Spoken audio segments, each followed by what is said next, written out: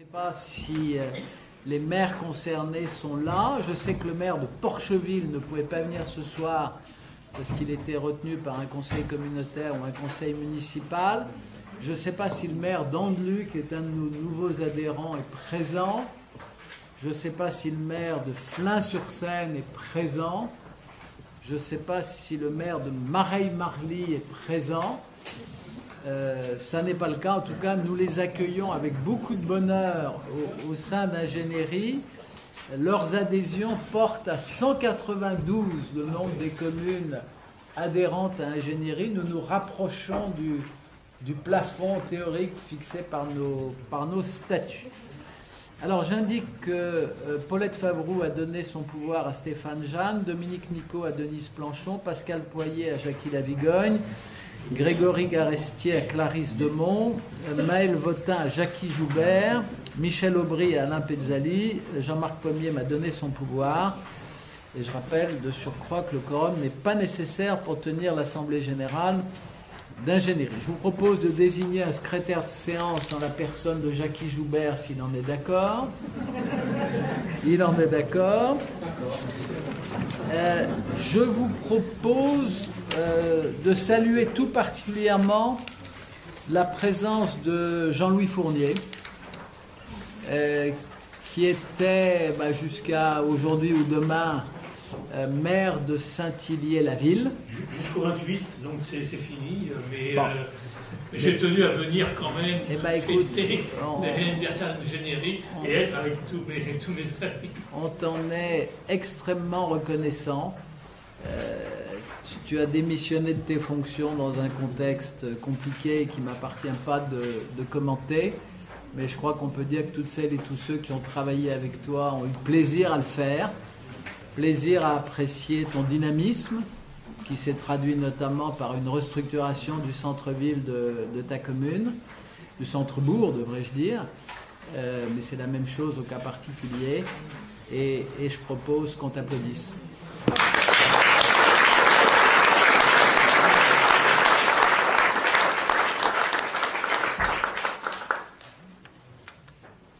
Merci beaucoup pour tout ce que tu as fait et pour ta commune. Alors, l'ordre du jour appelle l'approbation du compte-rendu de notre Assemblée Générale du 6 avril qui vous a été adressé. Est-ce que vous avez des observations sur ce compte-rendu? Comme ça, je vais le dire après. Est-ce qu'il y a des observations sur ce compte-rendu?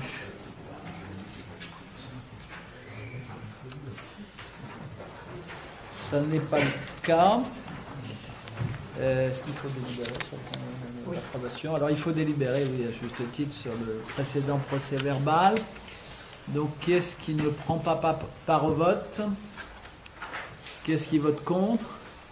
Qu'est-ce qui s'abstient? C'est adopté à l'unanimité et je vous en remercie.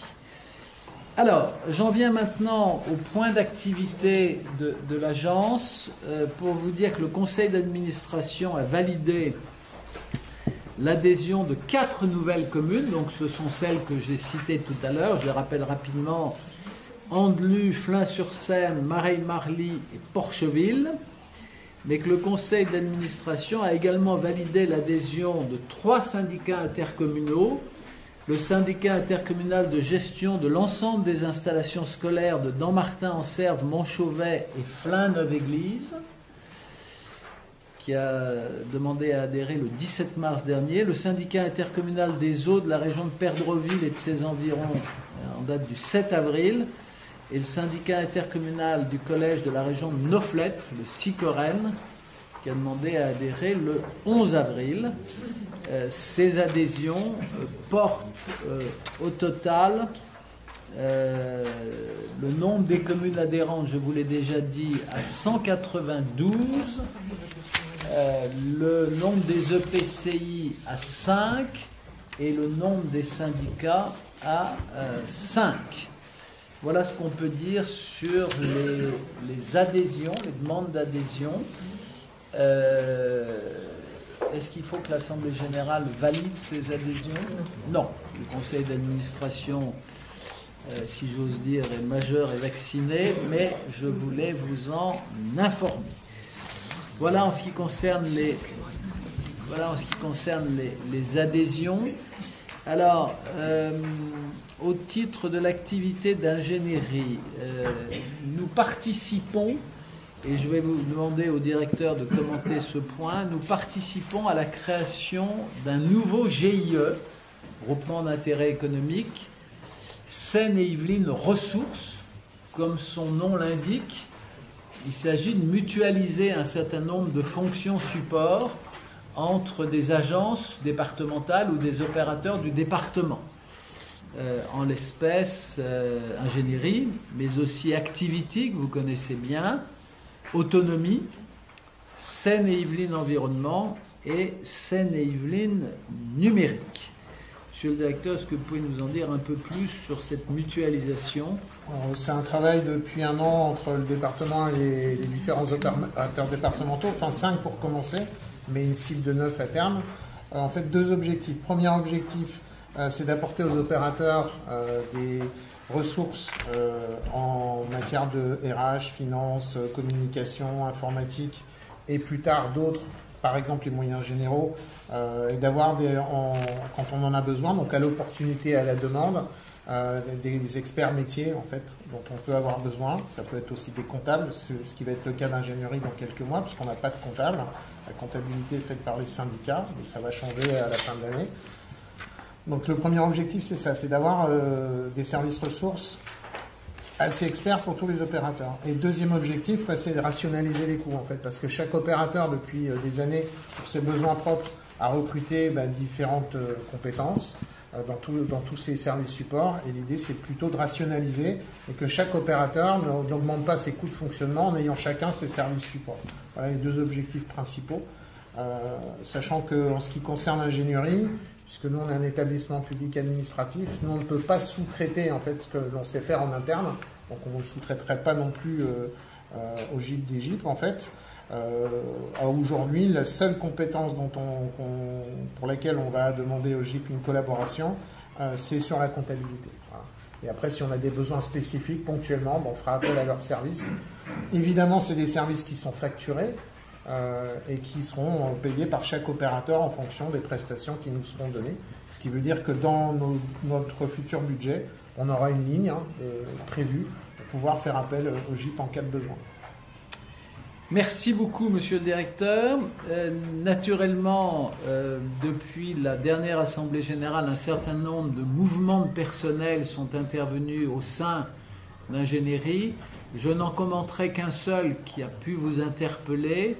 C'est le départ de monsieur Christophe Barbara, qui était devenu il y a 8 mois, qui avait été recruté il y a 8 mois comme chef du nouveau pôle, le pôle énergie, environnement et opérateurs,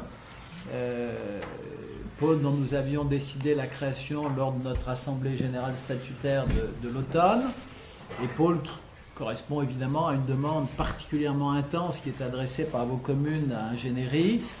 Le départ de monsieur Barbara me contrarie évidemment, puisqu'il n'était là que depuis 8 mois.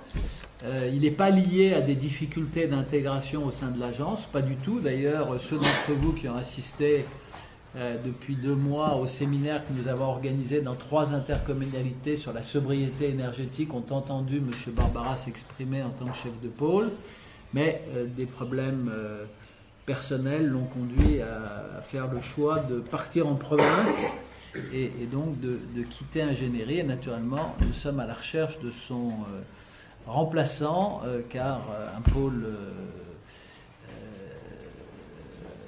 de cette importance, et n'importe quel pôle, il y a 5 pôles au total au sein d'ingénierie, et il faut évidemment qu'il soit dirigé par des personnes compétentes et dynamiques, ce qui était le cas de M. Barbara, mais nous allons devoir le remplacer. Alors, j'ai fait allusion, nous avons commencé à organiser depuis 2 mois des séminaires centrés sur la sobriété énergétique, c'est-à-dire que parallèlement aux visites que je peux faire, accompagnées soit par Manuela, soit par M. Pasco, en vous rendant visite dans chacune de vos communes, nous avons, compte tenu de l'acuité du thème de la transition énergétique et de la sobriété énergétique, nous avons pris la décision d'organiser des séminaires d'une demi-journée par intercommunalité. Donc nous en avons organisé 3, un pour la communauté d'agglomération de la région de Rambouillet, enfin du territoire de Rambouillet, un autre pour la CCPIF et un autre pour la CCPH, et nous allons poursuivre au niveau des autres intercommunalités à partir du mois de septembre. Et ces réunions sont des réunions importantes, sont des réunions qui délivrent une information précise aux maires, notamment sur les nouvelles obligations législatives et réglementaires qui pèsent sur vos communes, qui sont des obligations dont vous aviez en général conscience, mais pas toujours dans le détail, et qui sont des obligations qui vont se faire de plus en plus contraignantes pour vous au fur et à mesure qu'on va avancer dans le temps. Donc nous allons poursuivre ces séminaires, et nous allons surtout poursuivre le suivi de ces séminaires, de manière à ce que la demande que vous serez amené à exprimer sur ces sujets de transition énergétique puisse être satisfaite autant que faire se peut dans des délais rapides par ingénierie. Alors je précise par ailleurs que 2 des actions que j'avais annoncées à plusieurs reprises sont en train de se concrétiser sur le terrain. Nous avons, avec Pierre Bédier et avec Laurent Richard, inauguré, et avec Josette, inauguré à Condé-sur-Vègre, chez Josette, nous avons inauguré la première borne de recharge pour véhicules électriques, avec son ombrière et avec son véhicule. Le même dispositif se déploie et sera déployé d'ici la fin du mois de septembre dans les 12 communes expérimentatrice du canton de Bonnières, et puis nous ferons un point au printemps sur cette expérience. Il ne s'agit pas de la généraliser de manière aveugle, il s'agit de s'assurer que le besoin qui avait été identifié au départ se réalise concrètement dans les communes, qu'il se confirme. Si tel est le cas, et si les caractéristiques techniques de l'expérience nous donnent satisfaction, nous serons amenés ensuite à généraliser cette expérience à l'ensemble des communes rurales du département. Mais enfin, le top départ a été donné chez Josette, sous un soleil de plomb, mais Dieu merci, il y avait une ombrière qui nous abritait, le 7 juin dernier. Parallèlement, nous allons lancer à partir du mois de septembre les brigades vertes, alors là en coopération avec Seine-et-Yvelines Environnement. C'est une demande dont j'ai cru comprendre qu'elle était forte au niveau des maires des communes rurales, c'est-à-dire le fait d'accueillir sur vos territoires pour se livrer notamment à des travaux d'entretien d'espaces verts et d'entretien notamment des chemins ruraux, d'accueillir des personnels qui sont en insertion, mais qui arriveront chez vous à la fois encadrés, équipés. Bien sûr, c'est vous qui définirez la feuille de route. Et donc on va démarrer, il y a eu des petits problèmes de réglage, mais on va démarrer à partir du mois de septembre, et tout à l'heure dans mon discours j'indiquerai la liste des communes par lesquelles on va démarrer à partir du début du mois de septembre. Nous avons par ailleurs, alors ça c'est plus la vie quotidienne, mais je le mentionne quand même, depuis le dernier conseil d'administration, ce sont 11 contrats ruraux ou contrats Yvelines Plus qui ont été adoptés par l'Assemblée départementale concernant les communes d'Arnouville-les-Menthes, les Loges-en-Josas, Saint-Hilarion, Gazeran, Autouillet, Basemont, Chappet, Châteaufort, Sonchamp, Grandchamp, La Falaise. Vous voyez que tout le département est concerné. Et nous avons également adopté en Assemblée départementale un contrat de proximité Yvelines Plus pour une commune de plus de 2000 habitants, la commune de Porcheville. Le mouvement de signature des carnets d'entretien qui vous permettent, vous le savez, d'avoir un diagnostic de vos édifices patrimoniaux et un accompagnement financier très substantiel année après année pour tirer les conséquences du diagnostic. Ce mouvement de signature des carnets d'entretien se poursuit avec la signature de 18 carnets d'entretien depuis le dernier conseil d'administration, et on doit être, monsieur le directeur, je parle sous votre contrôle, à un peu plus d'une soixantaine de carnets d'entretien signés maintenant depuis le début du lancement de cette formule. Je crois, mais j'interroge l'Assemblée, que c'est une formule qui vous donne satisfaction, en tout cas qui vous apporte des services. Est-ce qu'il y a des avis contraires? C'est les avis contraires qui m'intéressent. Monsieur le maire de Civry. J'ai une personne qui est venue dans mon village pour regarder l'église. Ça fait bientôt une année, je n'ai aucun retour. Ah. Cécile? Effectivement, je pense que ça doit Francesco, notre monsieur entretien qui s'est déplacé. Oui. Je pense qu'on s'est déplacé dans une période dans laquelle il n'y avait plus de vote pour l'Assemblée départementale. Donc forcément, on a dû attendre l'année 2023. Donc depuis, ça a été signé. Le bon de commande a été envoyé à l'architecte qui est en train de travailler dessus. Donc c'est en route. Et effectivement, depuis la fois où on s'est déplacé, entre les longueurs administratives et puis le travail de l'architecte, ça prend un petit peu de temps. Mais vous avez raison, monsieur le maire, de nous le dire. C'est un peu cruel, parce que dire que nous avons 1 an de retard, si je reformule votre observation de manière un peu brute, c'est sévère, mais bon, voilà, ça va nous stimuler. Alors, sans chercher à nous dédouaner, en fait, là, sur les carnets d'entretien, on est en délégation de maîtrise d'ouvrage du département. Nous, on a des délais de traitement qui sont assez courts. Ceux du département sont un tout petit peu plus longs. Donc forcément, entre le délai de traitement et le passage aux instances, il y a un certain décalage.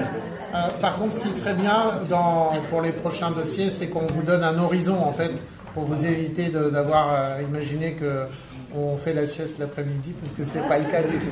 Ça, au rugby, c'est ce qu'on appellerait une belle passe. Je ne sais pas si elle est très élégante, donc je ne la reprends pas totalement à mon compte en tant que conseiller départemental, mais bon, voilà, c'est la vie. C'est la réalité. Alors, j'en profite, puisqu'on est sur le sujet. Est-ce que dans l'activité d'ingénierie, est-ce qu'il y a des motifs d'insatisfaction de votre part? Parce que c'est le moment de le dire.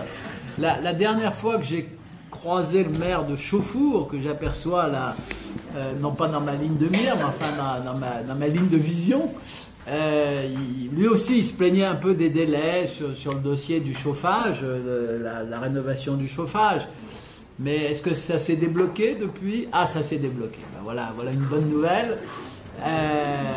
Bon, mais est-ce qu'il y a d'autres motifs d'insatisfaction? C'est pas tout à l'heure pendant les festivités de l'anniversaire que vous me le direz, donc profitez de cette assemblée générale pour nous dire ce qui ne va pas.